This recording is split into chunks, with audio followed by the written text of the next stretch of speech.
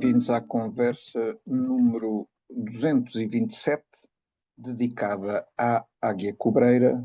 Portanto, hoje temos uma rapina, e uma rapina jeitozinha, com um tamanho ainda já engraçado. E o Gonçalo Elias, obviamente, vai-nos contar aqui como é que juntou esta espécie à sua lista, que é por aí que vamos começar a conversa. Olá, Gonçalo, tudo bem? Olá, Zé. Pois bem, neste caso eu voltei à Espanha e voltei à Espanha porque depois das minhas sucessivas visitas à Ria de Alvor, entre aquilo que o meu mestre Peter Harris me foi dizendo e aquilo que eu fui lendo nos livros que havia lá na biblioteca da Associação A Rocha, eu fui-me apercebendo que o Estreito de Gibraltar era um sítio muito interessante para observar aves de rapina durante a migração outonal e fiquei com alguma vontade de lá ir. Estamos em setembro de 1989, só que eu tinha um problema, não é? É que eu não tinha carro. E além de não ter carro, não tinha carta de condução. E, portanto, tinha que arranjar uma forma de conseguir ir até ao Estreito de Gibraltar. Bom, eu, entretanto, vim a saber que havia uma empresa, não sei se ainda existe, mas na altura havia, e que por acaso até saía perto da zona onde eu morava em Lisboa, que era ali na zona da Praça do Chile. Havia uma empresa que fazia umas viagens a Ceuta de fim de semana. Aquilo era sobretudo destinado às pessoas que queriam ir a Ceuta fazer compras, que era um tipo de viagem muito popular na década de 80, porque aquilo tinha lá umas isenções quaisquer de impostos, de modo que havia pessoal que trazia, ou não pagava ou não declarava. Assim, havia assim muita gente que ia à Ceuta para, para ir lá buscar os mais variados bens. Ora bem, então essa empresa, aquilo fazia assim, saía de Lisboa às 6 da tarde, de sexta-feira, viajava durante toda a noite, porque aquilo na altura não havia autoestradas como há hoje. Chegava a Algeciras, perto de Gibraltar, às 6 da manhã, e depois durante o dia as pessoas atravessavam de barco, iam a Ceuta fazer as suas compras, voltavam a Algeciras ao fim do dia, e depois domingo de manhã a caminhonete saía de Algeciras de regresso a Lisboa. Só que aquilo podia-se comprar o bilhete para ir a Ceuta, que custava, se a memória não me falha, 6 contos, ida e volta, mas também se podia ir só a Algeciras sem incluir o barco. E eu pensei, eu não quero ir a Ceuta porque eu não vou lá comprar nada, eu vou, mas é aproveitar isto para visitar o Estreito. E então desafiei o meu amigo Alberto e mais o meu primo Francisco e convenci-os a irem comigo. E então lá arranjámos os bilhetes, fomos todos na caminhoneta, chegámos a Algeciras no sábado de manhã, estamos no dia 23 de setembro de 1989. De manhã fomos ali espreitar o Rochedo de Gibraltar, que é um sítio também giro. Por acaso tem lá umas perdizes que na ocasião não vimos, mas vimos os famosos macacos de Gibraltar, que é da espécie macaca silvana. E depois, a seguir, apanhamos um autocarro local até mais ou menos ali perto de Tarifa, que é onde tem uma grande praia e é a zona mais estreita do estreito, passa aqui a redundância. E foi aí que nós saímos do autocarro e nos pusemos a olhar para cima e de repente começamos a ver que há rapinas a passar. E portanto, poucos minutos depois de ser saído do autocarro, eis que começam a passar águias cobreiras, entre outras espécies que depois havemos de falar. E então a adição da águia cobreira à minha lista deu-se nesta circunstância de ter ido ao Estreito de Gibraltar no mês de setembro. O Estreito de Gibraltar, que como se sabe é um dos pontos de passagem para a África que não obriga a cruzar mares, enfim, muitas dezenas de quilómetros de mar. E as grandes rapinas, sendo aves planadoras, evitam atravessar o mar. Porque Planadoras como essa, grous também e outras que tais os adoram grãos, os esta grãos, digamos passagem, que não é? são semiplanadores, porque os grãos também voam fazendo voo batido. E podem migrar fazendo voo batido. Eles aproveitam as As térmicas térmicas, quando não é? existem, mas não estão tão dependentes delas como as rapinas. As rapinas, sobretudo as de maior porte, elas têm que fazer um grande esforço para voar, para bater as asas, e como não há correntes térmicas sobre o mar, apenas se formam sobre terra, elas evitam sempre que podem atravessar o mar. E então as rapinas de maior porte atravessam para a África ou no Estreito de Gibraltar ou então no corredor oriental, que é através da Turquia, que passa ali no Estreito do Bósforo e depois descem até ao Médio Oriente e atravessam, seguem por Israel e seguem para a África. Mas a Então, população. destas rapinas migradoras, aliás, é um dos locais de eleição para fazer observação destas grandes migrações, é precisamente Sagres, não é? Porque há muitas espécies que, apesar de tudo, vêm a contornar, digamos, a orla marítima, não é? E passam ali também nessas zonas. Exatamente. O que acontece é que Sagres é uma espécie de beco sem saída.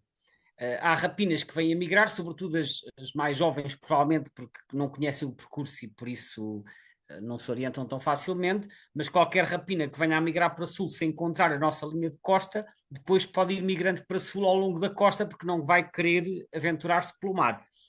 E há muitas rapinas que vão parar a Sagres no outono, depois andam ali às voltas durante um dia ou durante vários dias, e depois apercebem-se que ali não vão a lado nenhum e depois saem para leste, seguem o Algarve para leste até ao Estreito de Gibraltar, que é onde realmente vão realizar a travessia.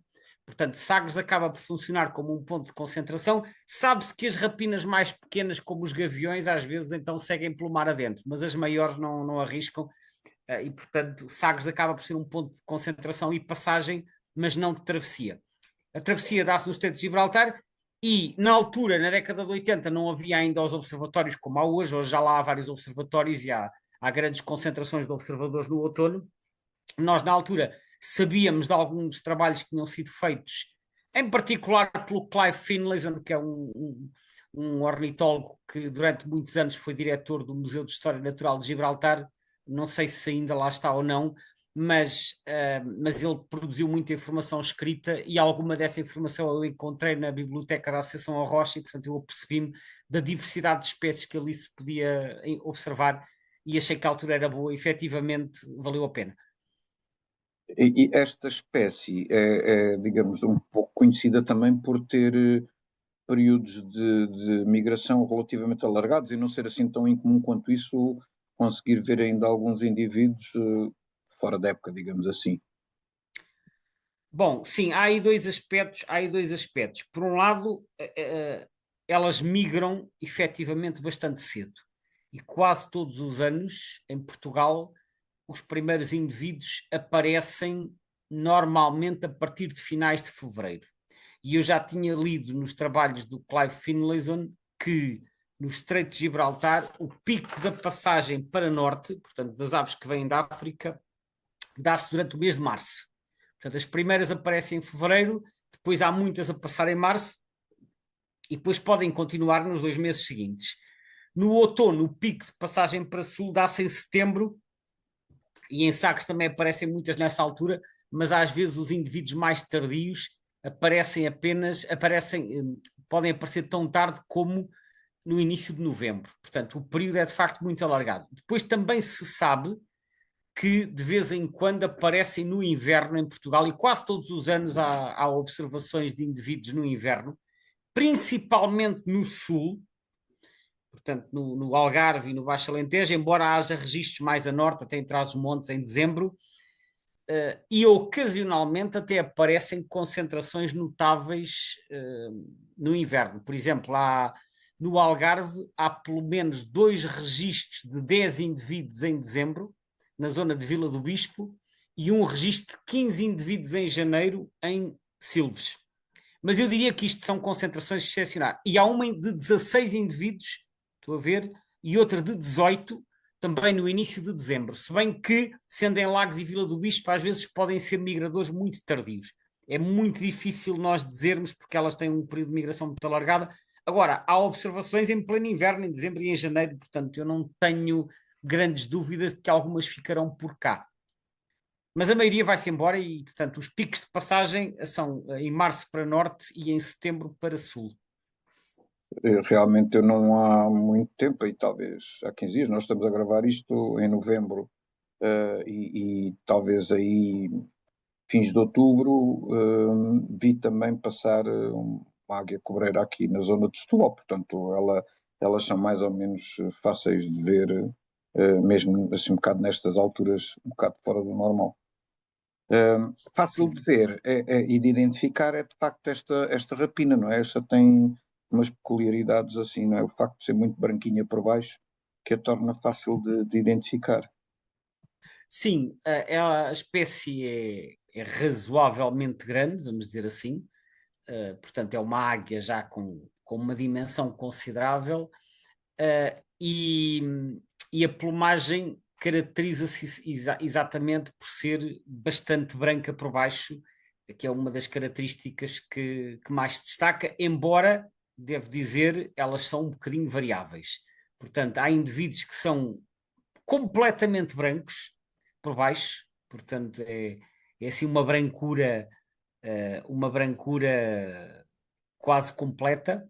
Há outras que são sarapintadas de escuro e que têm a cabeça mais escura, portanto, assim, castanha, não é bem preta, pode parecer preta ao longe, mas é castanha. O significado portanto, de serem mais escuras ou mais claras, eu já li informações contraditórias sobre isso. Portanto, eu penso que a maior brancura ou o facto de ter mais pintas e a cabeça mais escura não está relacionado com a idade e que tem a ver com variações individuais. Mas, como disse, as informações que aparecem nos guias às vezes são um bocadinho contraditórias, portanto, não estou completamente seguro se quando nós encontramos uma ave, por exemplo, muito branca, se isso nos permite tirar conclusões acerca da idade. Mas de uma forma geral, portanto, as partes inferiores são muito claras, parecendo mesmo brancas à distância. As partes superiores são mais escuras nas asas, nomeadamente as penas de voo, mas as coberturas são assim mais douradas, portanto, elas têm umas manchas douradas que ao longe, mesmo em voo, dá para ver relativamente bem. Portanto, essas são talvez as principais características que permitem a identificação desta espécie. Se ela é fácil de ver até em bandos com alguns indivíduos durante a migração, durante a época dos ninhos é uma ave mais solitária, não é? Portanto, formam casais e tipicamente têm áreas de caça relativamente elevadas, não é? Como acontece com muitas rapinas deste porte. Sim, não são coloniais, há rapinas coloniais, mas não é o caso.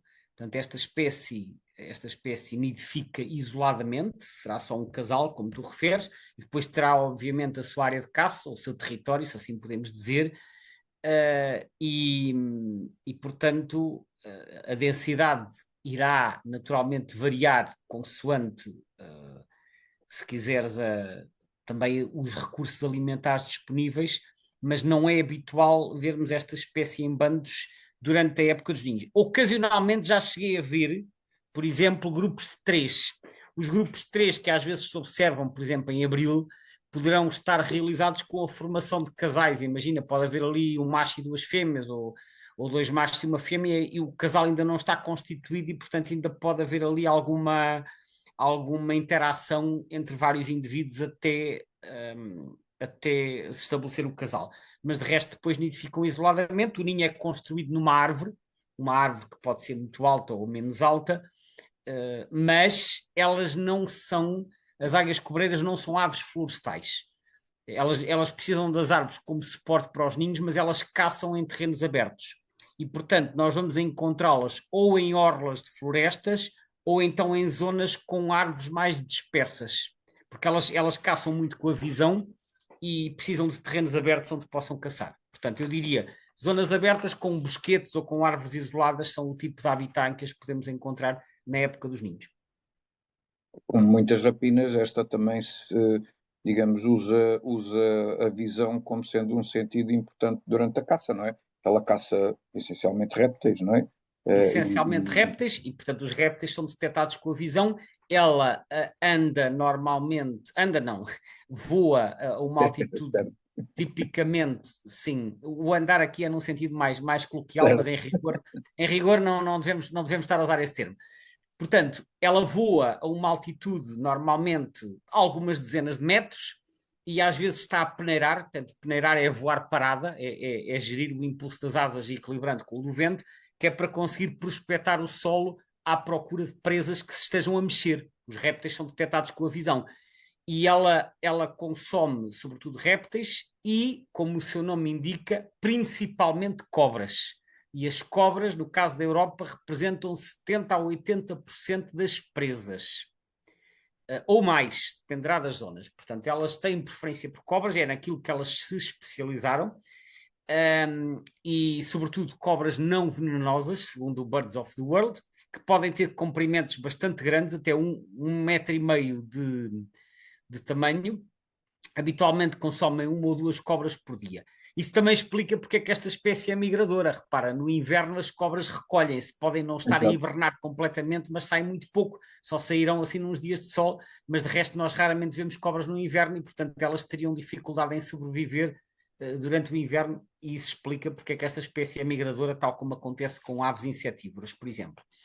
No entanto, para além de cobras, ela também pode capturar outro tipo de presas, nomeadamente outros répteis, como lagartas e camaleões e osgas, ou ocasionalmente pequenos mamíferos como roedores ou até coelhos, ouriços cacheiros, pontualmente anfíbios e algumas aves. Mas aves é mais raro. Aves é, se for sobretudo indivíduos doentes ou feridos, pontualmente invertebrados. Até se suspeita que elas podem capturar mais insetos do que se imagina, mas isto é um aspecto que não está muito estudado.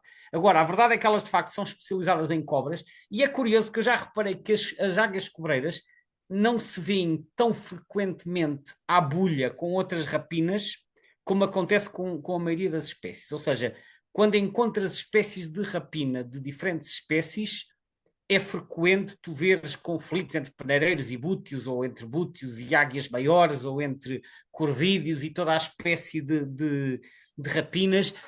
E as águias cobreiras, não quer dizer que pontualmente não possa haver conflitos também, mas as águias cobreiras, eu quando as vejo, elas andam lá na delas, não incomodam ninguém, ninguém as incomoda. E eu acho que isso acontece, como elas têm uma dieta muito particular, não há assim muitos animais que capturem Não, cobras. não competem, não é? Exatamente, ou seja, elas andam ali na delas, andam à procura de cobras, não interferem com os outros animais, com as outras aves de rapina que andam atrás de presas diferentes, e os outros também não as incomodam porque elas, porque assim, porque também não são elas que lhes vão tirar o alimento.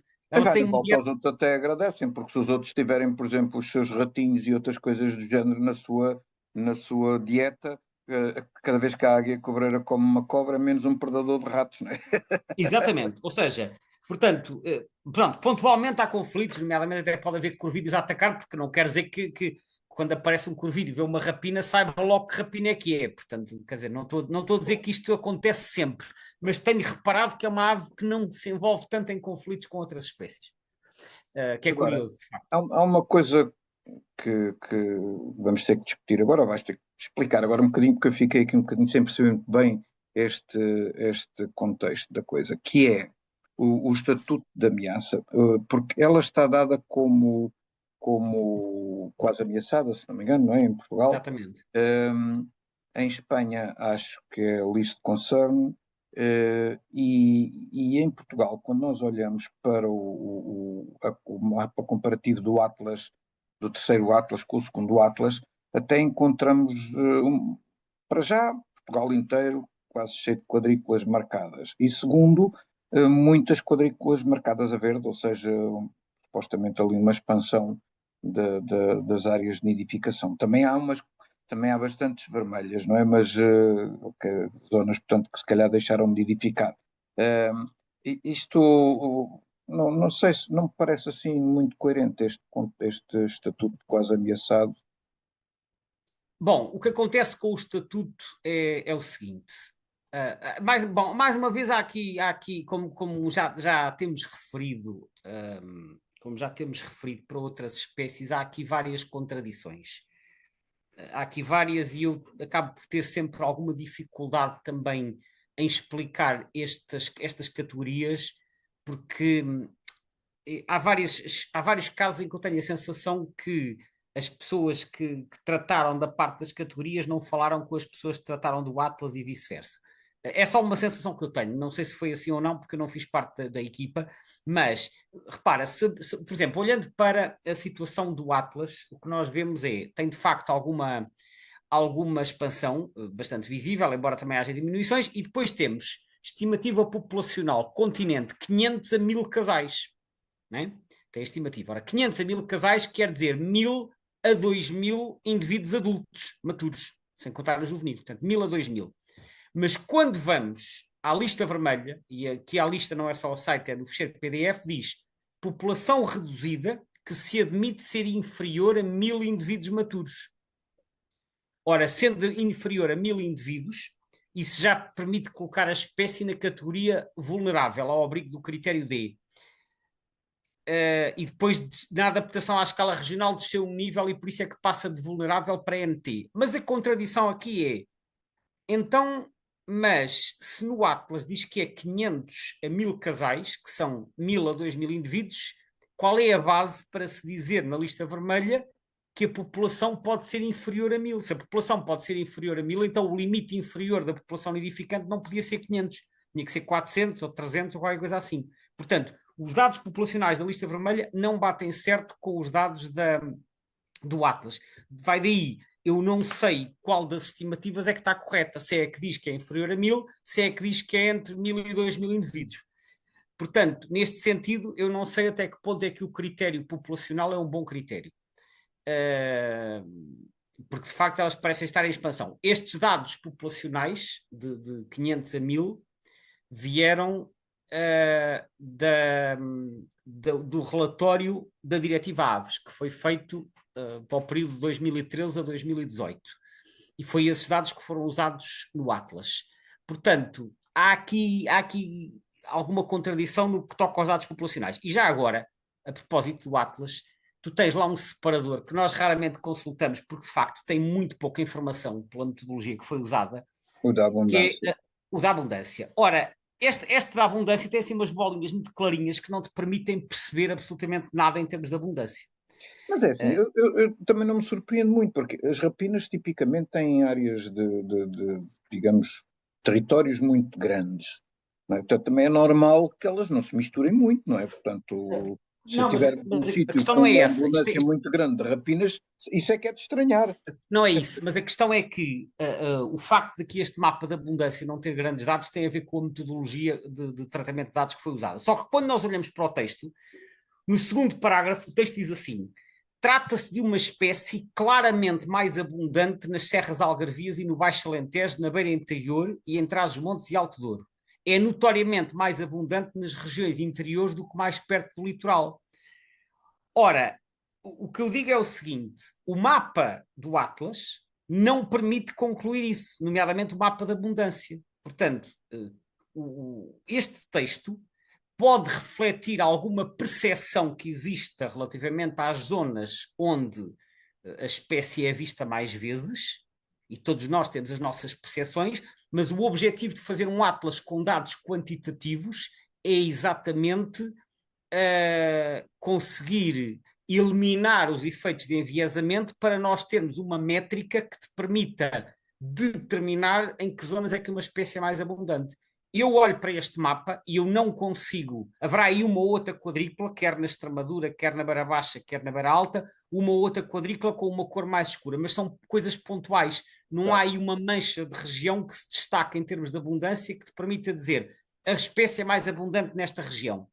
E, ora, o objetivo de um Atlas, como eu disse, com dados quantitativos, Tirando talvez o interior versus o litoral, não é? E mas são consegue. muito poucas quadrículas e, portanto, isso poderá, até porque no litoral, por exemplo, no caso do Algarve, as quadrículas, como era abundância, estão mais no litoral do que na metade ocidental. Portanto, o que eu digo é, a amostra é tão pequena que não permite concluir que é claramente mais abundante no Algarve, no Alentejo, no Baixo Alentejo, interior e Trás-os-Montes, e que é notoriamente mais abundante. Ou seja, o mapa pode, quando muito, sugerir isso, mas os dados são muito escassos.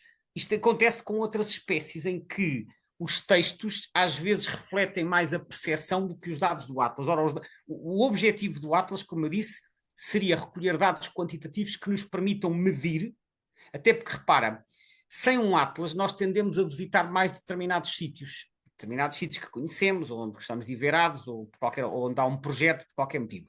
o objetivo do Atlas é cobrir o território todo.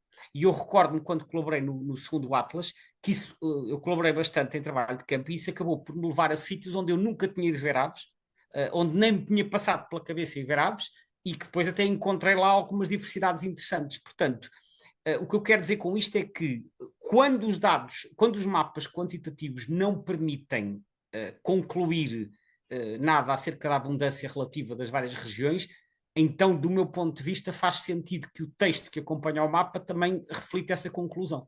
Uhum. Caso contrário, há uma contradição entre o que diz o mapa e o que diz o texto. E depois, quando olhamos para o mapa do Atlas europeu, aí até dá para perceber claramente que os pontos de maior concentração, de maior abundância, são em Espanha, na costa oeste, na costa este, peço desculpa, e também se nota essa tal divisão, digamos, interior e litoral de Portugal. Ainda se consegue perceber ali um bocadinho também essa divisão. Mas parece que aqui, mais uma vez, a Península Ibérica e o sul de França são muito importantes para esta espécie. Agora, também estendendo ali para a Turquia, também aparecem ali uma série Sim, de. bom, o que nós vemos no mapa da abundância do Atlas Europeu é que está uma espécie do sul da Europa, claramente. Portanto, Península Ibérica, metade sul de França, grosso modo, um bocadinho Mas menos de parece que ela metade, está a expandir lá para mais para norte, não é? mas a expansão é ligeira, ok? Portanto, mas tu vês é que é uma espécie do sul, dos países sul da Europa, desde Portugal até à Grécia, depois também Turquia, Balcãs, metade sul de França e alguns países do leste, em que, embora seja mais a norte, como por exemplo certas zonas da Rússia, da Ucrânia, são zonas já de clima mais continental que aquece bastante. O que tu não tens é esta espécie em zonas de climas chuvosos, porque se calhar aí tens muito menos répteis e tens menos condições quer de alimento, quer de caça. Agora, há de facto alguma expansão a nível europeu, mas eu diria que é uma expansão ligeira. Parece haver uma expansão marginal em certas zonas de França, de Itália, mas também tens uma regressão, sobretudo no leste. Portanto, há aqui uma situação mista, mas sim, concordo que parece haver alguma expansão até no noroeste da Península Ibérica. Sim, sim. Agora, sim, a maior abundância dá-se no sueste de Espanha, talvez por ser uma zona mais seca, onde o clima é mais favorável, onde haja mais répteis, não sei se será esse o motivo. Agora, outra coisa curiosa, mudando aqui o tema agora para a questão dos nomes, quando consultei aqui o site do aves.portugal.info, apareceu-me aqui uma referência a um nome que eu não conhecia, que é o João Branco. E eu fiquei assim, olha, curioso, este João Branco, João não sei o quê, tipicamente é daqueles nomes abrasileirados. Mas depois fui tentar descobrir de onde é que vinha este João Branco e então, pelo que eu percebi, isto deriva do nome com que a ave foi inicialmente classificada e conhecida, que era com a população francesa Jean de Blanc, Le Blanc, não era? Mas cá Exato, em ou seja, Portugal usa-se esse nome, João Branco. o Jean Leblanc é um nome de origem francesa, efetivamente, portanto, é um nome pelo qual a águia cobreira às vezes é mencionada, e eu penso, sem certezas, que o nome João Branco aparece em português por tradução do francês. Portanto, eu diria que, enfim, usando uma expressão um bocadinho coloquial, eu diria que é assim uma tradução manhosa, né? Porque estar a traduzir Jean Leblanc por João Certo. Branco Portanto, não é é uma assim questão da gente dizer que haja assim uma região em Portugal em que se utiliza aquele nome. Não, esse não se coloca essa questão. que eu tenha conhecimento, não. Ou seja, como eu já referi noutras conversas, há certos nomes de aves que chegam a Portugal por tradução de outros idiomas. E eu penso que tenha sido o caso aqui, porque de facto se sabe que em França esta ave é conhecida como Jean Leblanc, portanto, João o Branco, traduzido. Agora, o nome em português, a origem do nome em português, também tem aqui alguns aspectos interessantes. É que os autores do final do século XIX e do início do século XX chamavam a esta ave guincho da tainha. Esse nome é referido pelo Paulinho de Oliveira em 1896 e pelo João Alves dos Reis Júnior em 1931.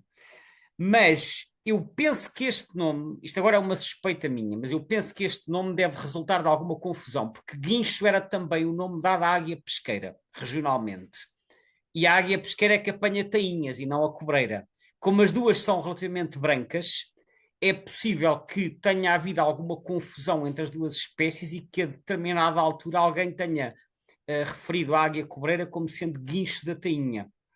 Mas a verdade é que, tanto o Paulinho de Oliveira usa esse nome, e eu nem sei de onde é que ele vem, teria que ir pesquisar mais para trás. O Rei Júnior repete, e o Sacarrão, o Germano Sacarrão, quando faz a sua primeira lista de nomes das aves portuguesas em 1962, também utiliza o nome Guincho da Tainha. Mas no outro trabalho que ele faz em 1979 com os nomes das aves europeias, ele muda o nome para Águia Cobreira. Eu não sei se já algum autor no passado tinha usado o nome Águia Cobreira. Eu penso que não, mas não tenho a certeza.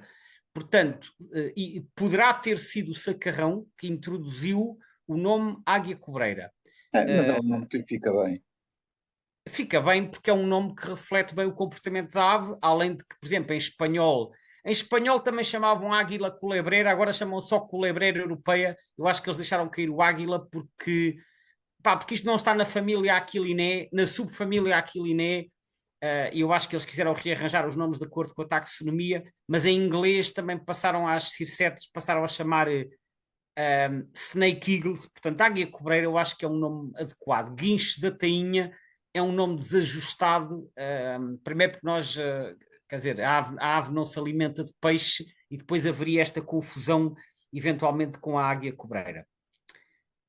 E pronto, e hoje vamos ficar por aqui, senão isto esta conversa já está longa, e depois ficamos sem tema para a segunda volta, não pode ser.